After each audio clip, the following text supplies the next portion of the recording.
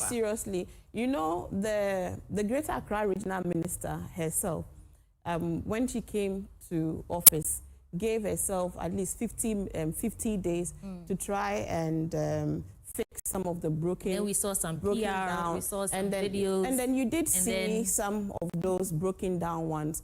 I think that it is true that Accra is largely dark. We can't run away from that fact, and that's the truth of the matter. And again, it's a matter that the Ministry of Energy and Green Transition is working seriously at, because if you look at our power sector, it has the highest debt next to cocoa board. There are great inefficiencies, especially in our power sector. We are sitting on debilitating debts occasioned as a result of grand collusion and corruption. We are still reeling from investigations into the missing ECG, containers.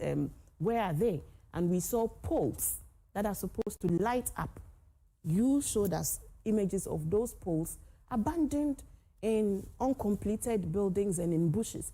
How did ECG poles and cables, which is supposed to increase connectivity, how did they find themselves in abandoned communities?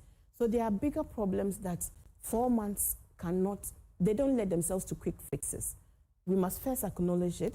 We must look at where the leakages and the abuses have come from. And we as a new government must show commitment to depart from that era and begin to show evidence of what we are doing differently to be able to address those matters. So you're saying that there's a commitment from this administration to light our streets.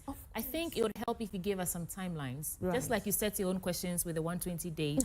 What timelines are we working with in terms of when we can say that Accra is finally being lit? We have lights and we can drive safely. On this question, it will not lie in my mouth to give the timeline. So from here, I'm going to call I'll call you back, Shamima, because I want that answer. Sweetie says, when are you going to light up Accra? And then when he gives me the answer, I'll come and give you